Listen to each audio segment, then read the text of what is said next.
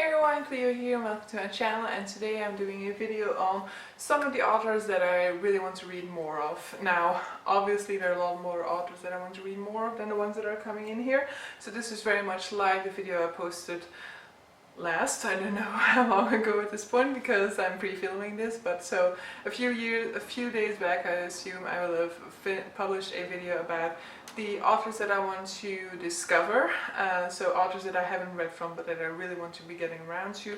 This list is very much going to be the top rank at the moment, the authors that I've really enjoyed recently and that I want to delve into more of their works.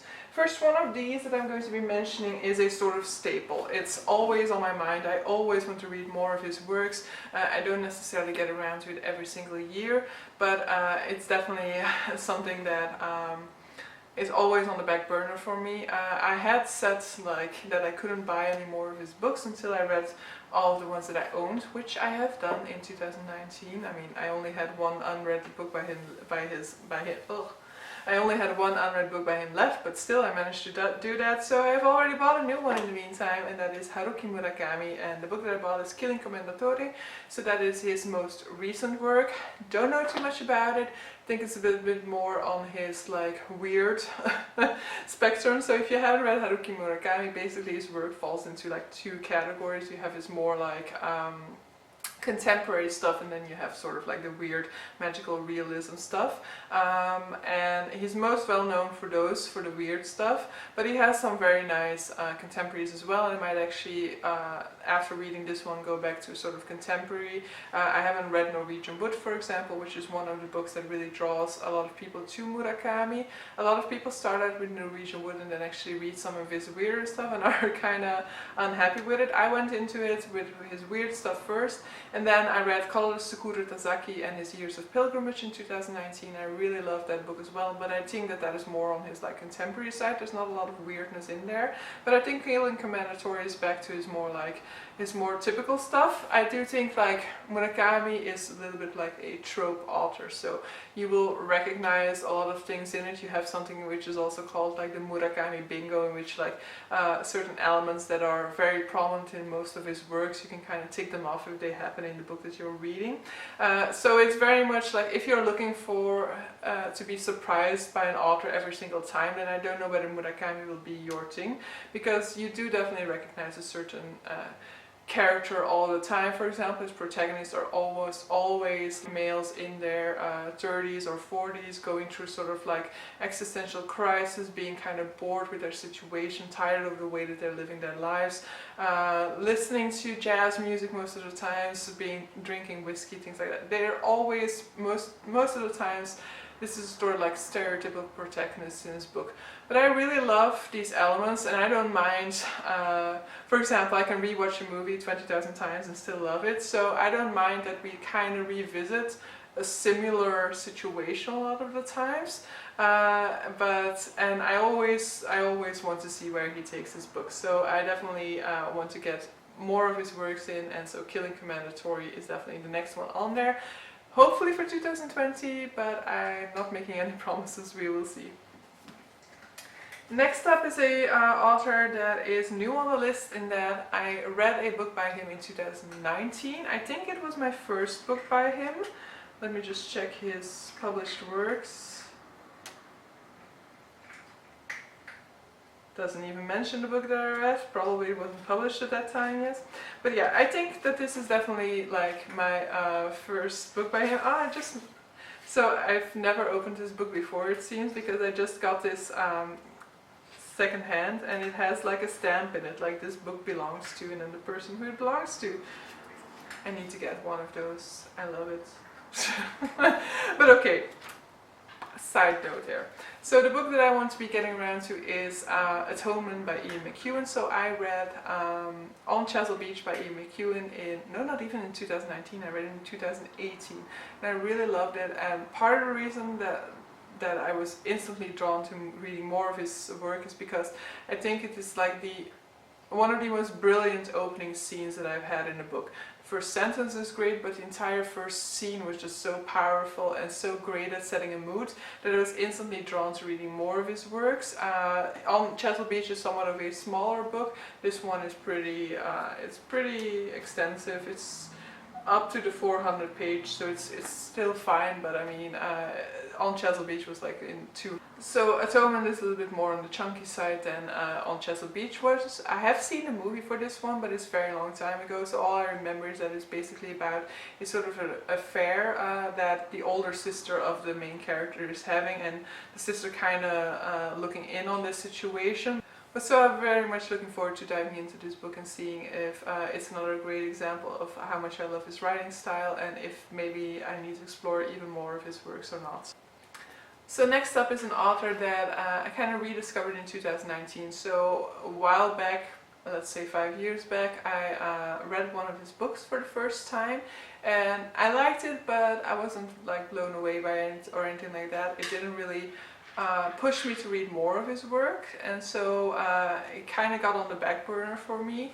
Then I saw the movie for his greatest, like for his most well-known book. I had also seen the movie adaptation for one of his other books that I haven't read yet, and I really liked that one as well. And so he was always like there on the back of my mind, like I need to read this one famous book by him at some point, and I did so in 2019. I immediately read another one of his works, and then if I would have had time I would have gone through his entire repertoire, but in the end I didn't manage to squeeze that in. And so the author I'm talking about is Jonathan Safran Foer. He's most well known for another book of his, which is no, that's the book that I'm holding, which is Extremely Loud and Incredibly Close, which is a book about 9/11, which is the book that I read in 2019, and I absolutely loved it. I also read his Eating Animals, another one of his books that is really well known. It's a non-fiction book about the meat industry. Really loved that book as well, and I wanted to squeeze in Everything is Illuminated, but I didn't manage to get around to it. But so Everything is Illuminated is definitely a book that I want to get around to. I saw the movie, at least part of the movie, because this is back in the days when we still had to like program our like VCR or however you call it, and yeah, there was football on that night, so the movie got postponed a bit, and the end of the movie was lost. So I never finished the movie, so, and I'm keeping it that way because I want to read the book first. But I really loved it. It was really fun and had a great humor in it, so I'm really looking forward to starting Everything Illuminated, which is actually his debut novel. And then finally, an author that I'm debating at this point whether it's my favorite book for 2019 or not. There is a book that's in the discussion there. There are two books that I really loved. Actually, I should put the second book in this list now as well, now that I think of it. And that is The Overstory by Richard Powers. So I really loved this book. It was on the Booker Prize list for 2018, but I only read it in 2019. And this was my favorite book. This should have won. I loved it so much. And so I want to read more of his works. Especially for this one, I'm not sure whether I will be doing it in 2020. Like, physical copies are a little bit more difficult to find of his work than of some more popular authors, for example.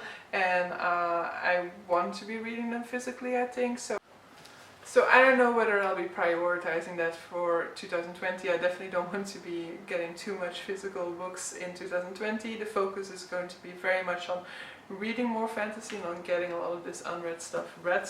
So possibly it's not going to be for 2020, but it's definitely very high on my list of want to read. I'll check out my library, maybe they have one of it.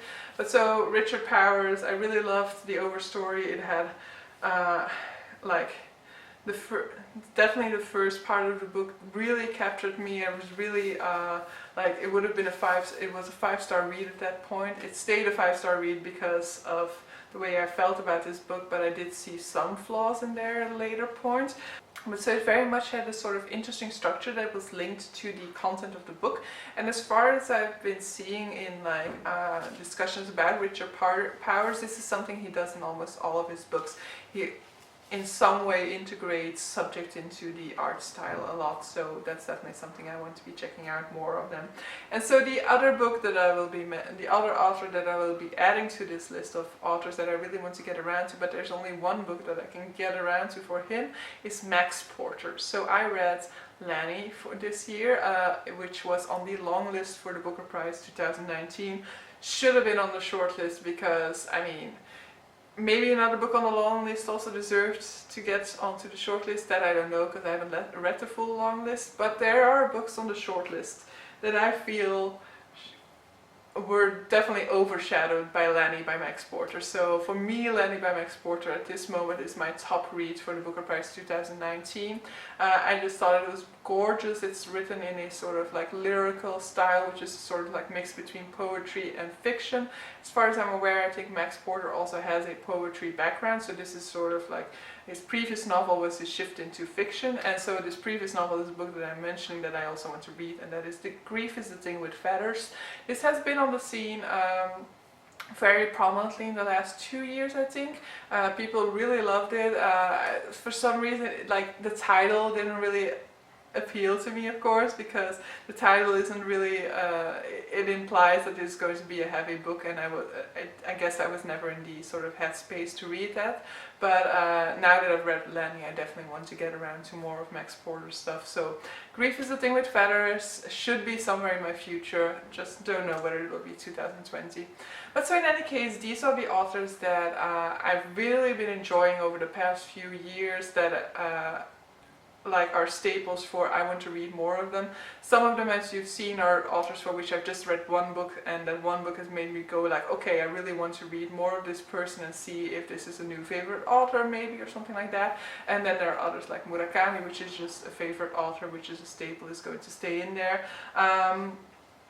Another author that was almost on this list is Charles Dickens. So I have a goal of reading all of Charles Dickens' work at some point in my life, but I must say that my experience reading Charles Dickens this year, while still enjoyable, I also felt like I was getting kind of tired of his writing style.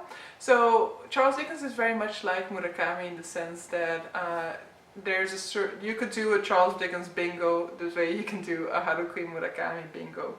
And I guess I've read too many Charles Dickens at this point, and it's starting to feel a little bit repetitive. So I think I need to put a Charles Dickens pause into my life and maybe not read a new Dickens for like 2, maybe 3 years, and then go back into his work so that I can fully enjoy his works again.